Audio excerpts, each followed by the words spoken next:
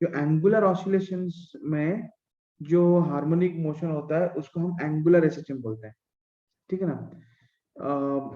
जो एसएचएम दो तरह के होते हैं एक्चुअली, है ना।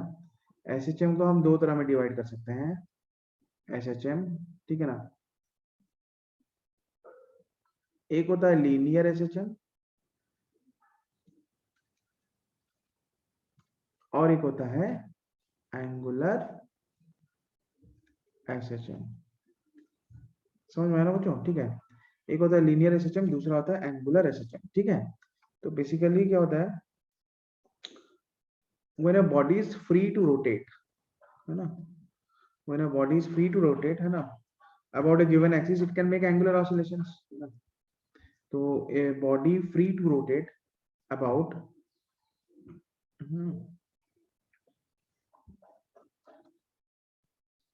a body, है ना, जो बॉडी है ना रोटेट कर सकते हैं फ्रीली ना, फ्री टू रोटेट,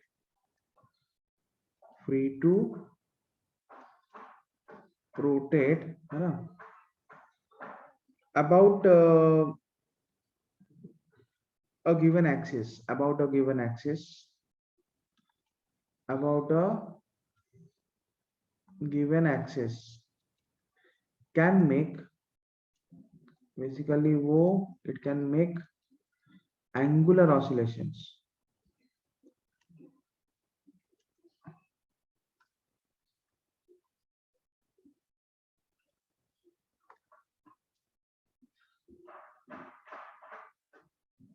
ठीक है ना बच्चों ना। when a body is free to rotate about a given axis it can make angular oscillations, है ना। तो बेसिकली ये जो एंगुलर ऑसिलेशन है, ये जो एंगुलर ऑसिलेशन है, दे आर सिंपल हार्मोनिक, है ना। The angular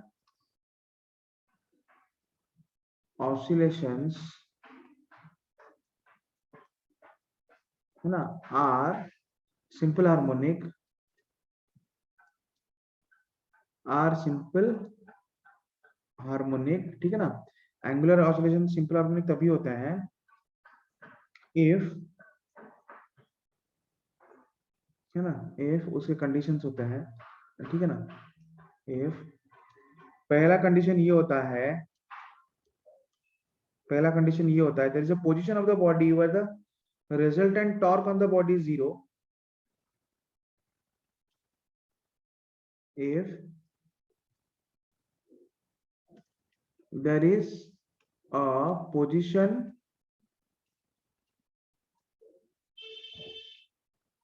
of the body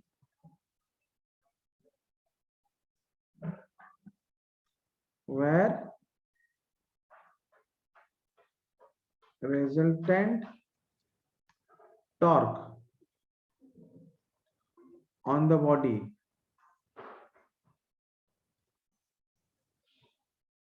is zero, तो बॉडी के जिस पोजीशन में उसके ऊपर रिजल्टेंट टॉर्क जीरो होता है ना, summation of tau equal to zero, ठीक है ना। so if there is a position of the body where resultant torque on the body is zero, ठीक है ना, एक ऐसा पोजीशन होना चाहिए ऑसिलेशन में बॉडी का, एंगुलर ऑसिलेशन में, जहां पे कि उसके ऊपर नेट एंगुलर टॉर्क जो है वो जीरो है, नेट एंगुलर टॉर्क जो है वो जीरो है। इज इट क्लियर, है ना। B next is when the body is displaced through an angle from the mean position, a resultant torque acts, है ना, which is proportional to the angle displaced, ठीक है ना। ये नेक्स्ट पॉइंट है, when the body is displaced from its mean position, from its mean position, है ना, then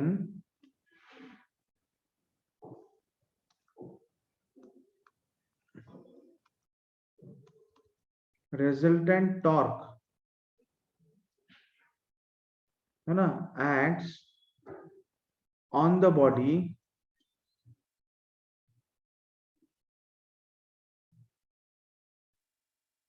which is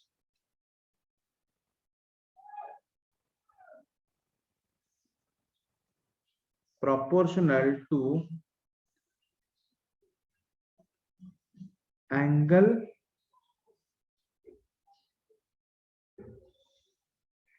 displaced.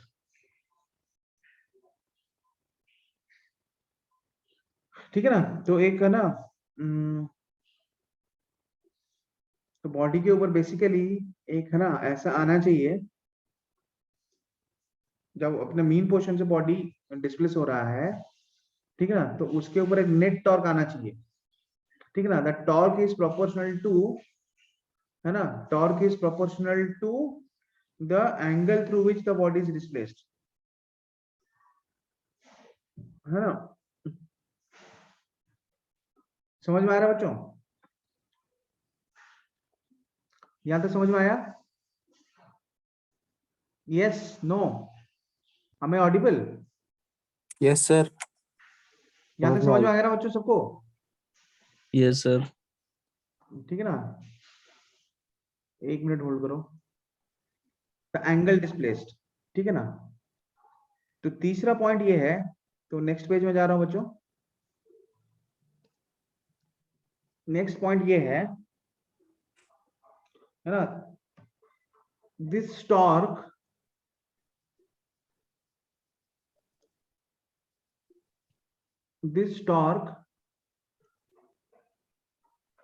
acts in a manner so as to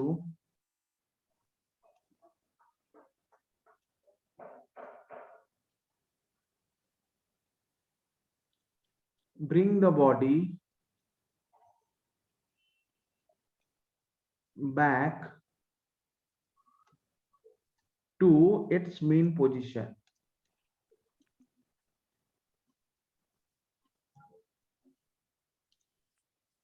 समझ में आया ना बच्चों? ठीक है ना, ये टॉर्क ऐसे एक्ट कर रहा है जैसे कि ना बॉडी को, है ना, अपने मीन पोजीशन में वापस लेके आएगा, है ना? ठीक है, तो बेसिकली एंगुलर डिस्प्लेसमेंट का ऑपोजिट डायरेक्शन में, तो basically this is called restoring torque. जैसे लीनियर एसएचएम होने के लिए एक रिस्टोरिंग फोर्स का होना जरूरी है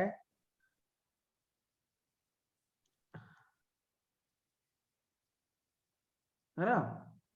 जैसे लीनियर फोर्स के होने के लिए, लीनियर एसएचएम के होने के लिए, एक लीनियर एसएचएम होने के लिए एक रिस्टोरिंग फोर्स का होना जरूरी है, वैसे एक एंगुलर एसएचएम लाने के लिए एक रिस्टोरिंग टॉर्क का होना जरूरी है, ठीक है ना? तो बेसिकली क्या है कि ये जो रिस्टोरिंग टॉर्क है, restoring torque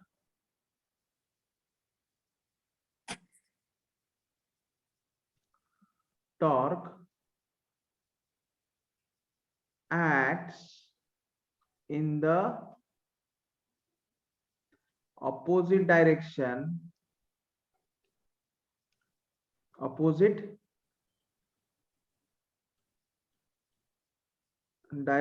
of angular displacement of the body.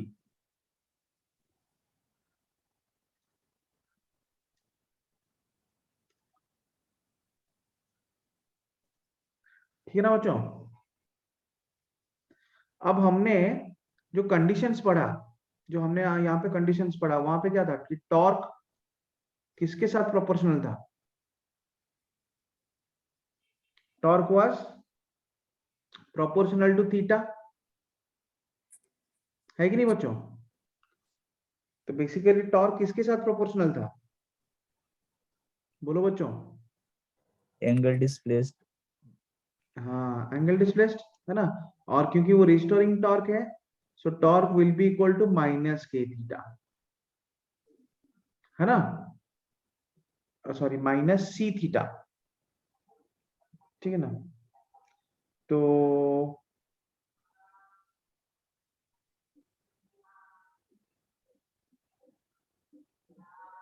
where c is constant of proportionality,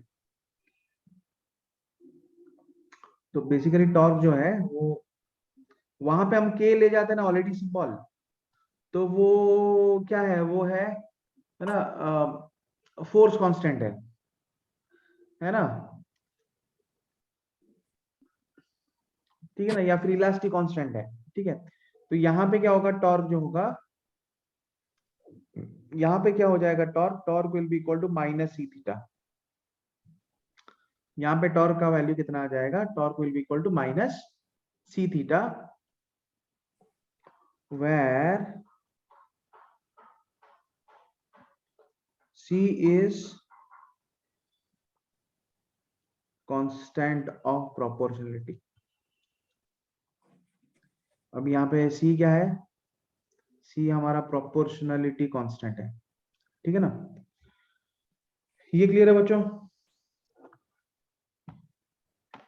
yes sir. C is constant of proportionality, ठीक है। Yes sir. Okay, now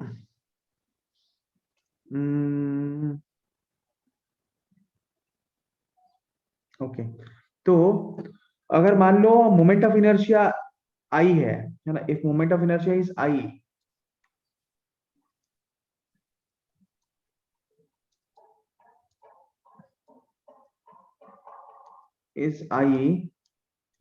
then torque क्या होगा, torque will be equal to I alpha, है ना। Now again ये जो torque है, torque is also equal to minus C theta, ठीक है ना। That implies I alpha is equal to minus c theta. That implies alpha is equal to minus c by I into theta, or alpha I can say that is equal to minus omega square theta, where omega क्या होना चाहिए, omega equal to under root c by I। Omega क्या होना चाहिए, omega will be equal to under root C by I, है ना। ये जो under root C by I है ना, उसको क्या बोलते हैं, ओमेगा जो under root C by I है उसको क्या बोलते हैं, एंगुलर फ्रीक्वेंसी ऑफ एसएचएम। उसको क्या बोलते हैं, एंगुलर फ्रीक्वेंसी ऑफ एसएचएम। समझ में आया बच्चों? Yes sir. सर के भी एंगुलर फ्रीक्वेंसी था। के भी एक एंगुलर फ्रीक्वेंसी था। क्या E/m था। ओमेगा ना, ओमेगा इक्वल टू, है ना, under root C by I is called, है ना, angular frequency of angular SHM, angular frequency of angular SHM, ठीक है ना। अच्छा, तो फिर यहाँ पे ना एंगुलर डिस्प्लेसमेंट का हम कैसे लिख सकते हैं, है ना। तो एंगुलर डिस्प्लेसमेंट, ठीक है ना, कैन बी रिटन एज, जो angular displacement as a function of time can be written as angular displacement as a function of time can be represented as,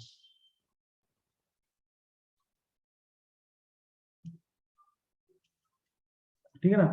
तो एंगुलर डिस्प्लेसमेंट को हम कैसे रिप्रेजेंट कर सकते हैं, as a function of time, theta is equal to, sorry, theta is equal to theta naught, है ना, into sine of omega t plus delta, ठीक है ना। थीटा क्या है, यहाँ पे बेसिकली ये सब क्वांटिटीज क्या है, थीटा वीटा वगैरह। थीटा, थीटा मतलब इंस्टेंटेनियस एंगुलर डिस्प्लेसमेंट, ये क्या है, इसका मतलब है इंस्टेंटेनियस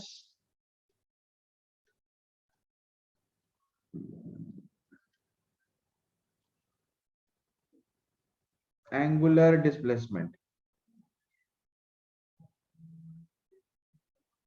ये हो गया थीटा, है ना। फिर नेक्स्ट थीटा नॉट क्या होगा, मैक्सिमम एंगुलर डिस्प्लेसमेंट और एम्पलीट्यूड ऑफ एंगुलर डिस्प्लेसमेंट, है ना। ये इसको क्या बोलेंगे, थीटा नॉट को मैक्सिमम एंगुलर डिस्प्लेसमेंट,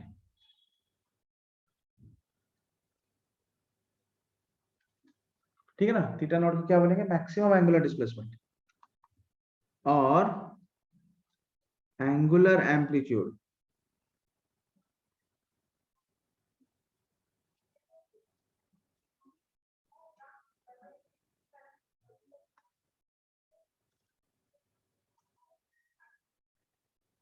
ओमेगा क्या है, व्हाट इज ओमेगा, है ना। Apart from maximum angular displacement what is omega, omega is, अच्छा ओमेगा तो हमने ऑलरेडी स्पेसिफाई कर लिया है ना, एंगुलर फ्रीक्वेंसी और फाइनल क्वांटिटी जो है ना डेल है ना सिग्मा, ठीक है ना। इसको हम क्या बोलते हैं, ये है इनिशियल फेज और phase constant, phase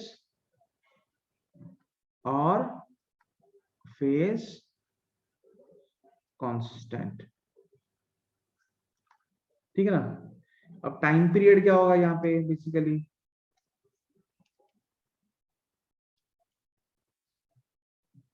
what will be time period of SHM. Time period basically क्या होता है, टाइम पीरियड बेसिकली क्या होता है, T equal to 2 pi upon omega. So T क्या होगा, T pi by omega, omega under root c by I है तो into under root I by C.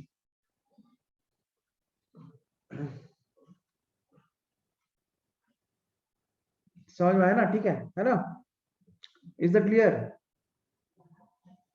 Yes sir. तो हम कंपैरिजन कर सकते हैं ना लीनियर एसएचएम और एंगुलर एसएचएम। यहां तक सब लोग क्लियर हो गए ना बच्चों, जल्दी जल्दी रिप्लाई कर लो यार, सिर्फ सिर्फ राहुल ही रिप्लाई कर रहा है। Yes sir. Yes Yes. Sir. So everyone is clear.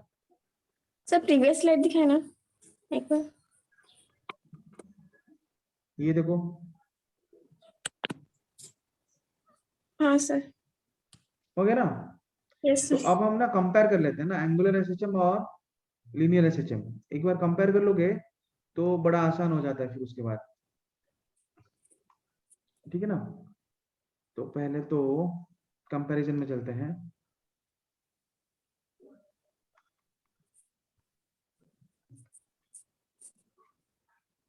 Comparison, ठीक है ना। तो कंपैरिजन में एक साइड में रहेगा लीनियर एसएचएम, है ना, एक साइड में रहेगा लीनियर एसएचएम, है ना, और दूसरे साइड में रहेगा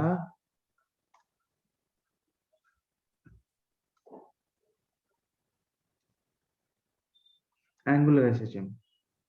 दूसरे साइड में हम लेंगे एंगुलर एसएचएम, ठीक है ना।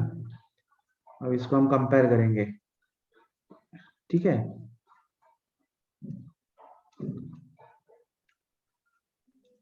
दूसरे साइड में कंपेयर कर लो किसके साथ, एंगुलर एसएचएम के साथ, है ना। तो बेसिकली क्या होता है, पहला चीज है ना, यहाँ पे आता है restoring force.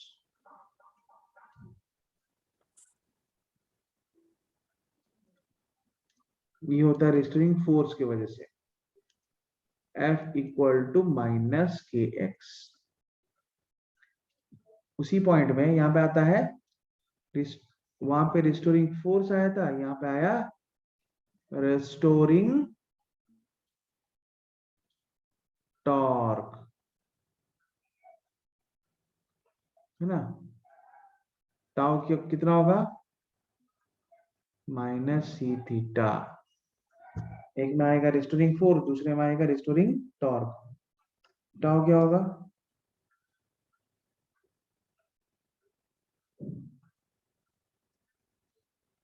Tau will be equal to, है ना, माइनस सी थीटा।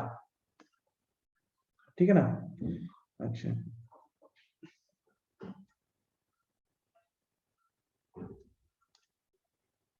फिर नेक्स्ट पॉइंट, है ना, यहाँ पे इक्वेशन जो लिखते हैं एक्सीलरेशन के रिस्पेक्ट में, a equal to minus omega square x, यहाँ पे क्या होगा वही इक्वेशन एंगुलर एक्सीलरेशन के टर्म्स में लिखते हैं, alpha is equal to minus omega square theta. Again यहाँ पे एंगुलर फ्रीक्वेंसी कितना होता है omega under root k by m. यहाँ पे क्या लिखते हैं हम लोग ओमेगा को, here we write omega as omega is equal to under root C by I. फिर यहाँ पे टाइम पीरियड तो निकाल ही सकते हो, time period t is equal to 2 pi by omega, formula same है या, है ना। बस एंगुलर एसएचएम में क्या होगा, टाइम पीरियड में मास के जगह आ जाएगा मोमेंट ऑफ इनर्शिया न्यूमरेटर में, स्प्रिंग कांस्टेंट के जगह आ जाएगा, है ना, टॉर्सनल कांस्टेंट, है ना, या फिर कांस्टेंट ऑफ एंगुलर एसएचएम सी आ जाएगा, के जगह आ जाएगा सी। इक्वेशन ऑफ, है ना, डिस्प्लेसमेंट, यहाँ पे डिस्प्लेसमेंट का इक्वेशन लिखते हैं x is equal to a sine omega t plus five, है ना।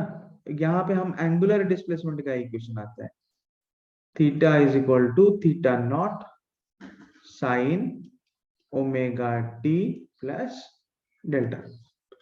Is it clear? ये Yes, क्लियर sir. है बच्चों, है ना? ठीक है, तो अभी हम पढ़ेंगे time period of simple pendulum. अभी हम पढ़ेंगे सिंपल पेंडुलम के बारे में, है ना, और वहां से सिंपल पेंडुलम का टाइम पीरियड, सिंपल पेंडुलम तो तुम लोगों को पता है ना, ठीक है ना, एक है बॉब होता है और एक ना स्ट्रिंग अटैच टू इट है ना, और वो ऑसिलेट करता रहता है, ठीक है ना। ठीक है, तो सीधा चलेंगे time period of simple pendulum, है ना। Time period of simple pendulum is an example of angular SHM.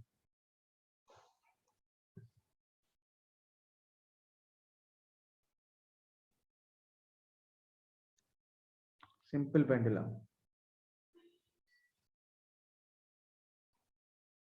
बच्चों, ये सिंपल पेंडुलम क्या है? Simple pendulum is example of angular SHM. This is one very good example of angular SHM.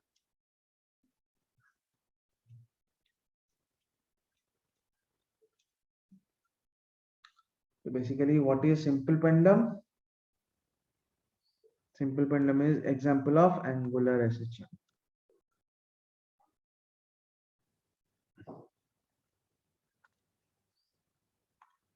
Simple pendulum क्या है? Simple pendulum जो है angular SHM का example है, ठीक है ना बच्चों? ओके,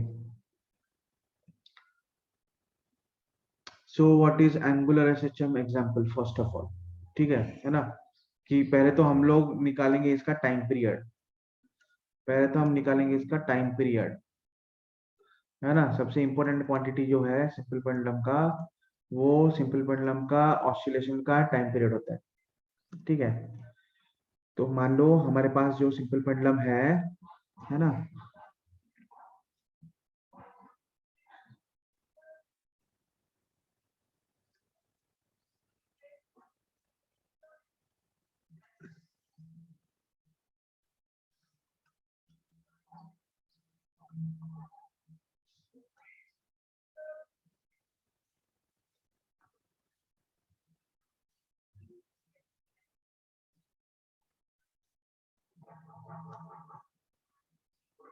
ये सिंपल पेंडुलम के साथ एक बॉब जो है वो अटैच कर लेते हैं, है ना। So let us just consider a small simple pendulum. हाँ, ये आ गया, उसके साथ एक बॉब अटैच कर लेते हैं।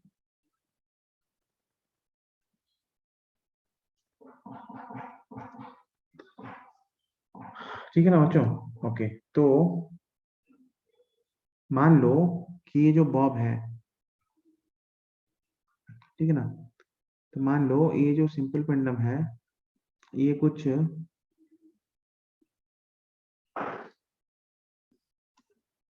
इसका थोड़ा सा ऑसिलेशन हुआ, लेट्स से ये जो सिंपल पेंडुलम है ना, स्मॉल ऑसिलेशन के लिए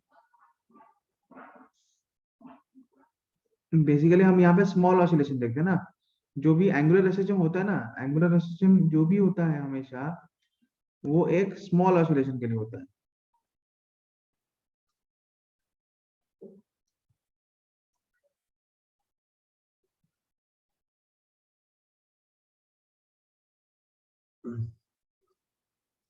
समझ आया ना बच्चों? ठीक है, तो बेसिकली जो भी एंगुलर ऑसिलेशन होता है वो स्मॉल ऑसिलेशंस के लिए होता है, थीटा, है ना। तो है ना, जो थोड़ा सा ये ऑसिलेट किया मान लो वो थीटा है, ठीक है।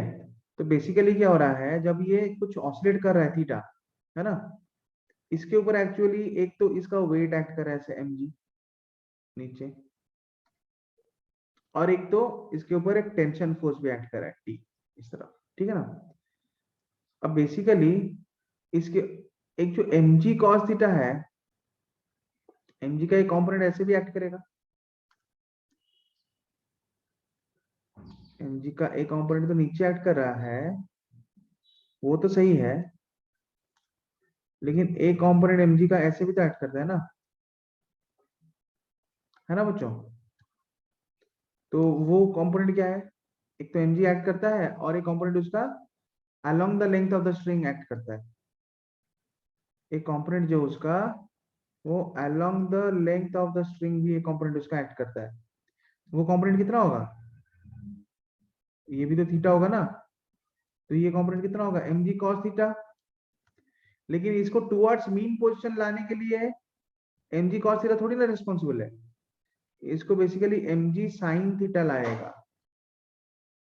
इसको बेसिकली mg sin थीटा जो है ना, वो टुवर्ड्स, है ना, मीन पोजीशन लेके आ रहा है, ठीक है ना। कैसे, अगर मान लो ये जो सस्पेंशन पॉइंट है, ठीक है ना, अगर मान लो मैं ये पॉइंट ऑफ सस्पेंशन के बारे में सोचूं, बच्चों एंड कर लेते हैं, एंड करके फिर से रीस्टार्ट कर लेते हैं, है ना। मीटिंग 1 ही मिनट बचा है यहाँ पे।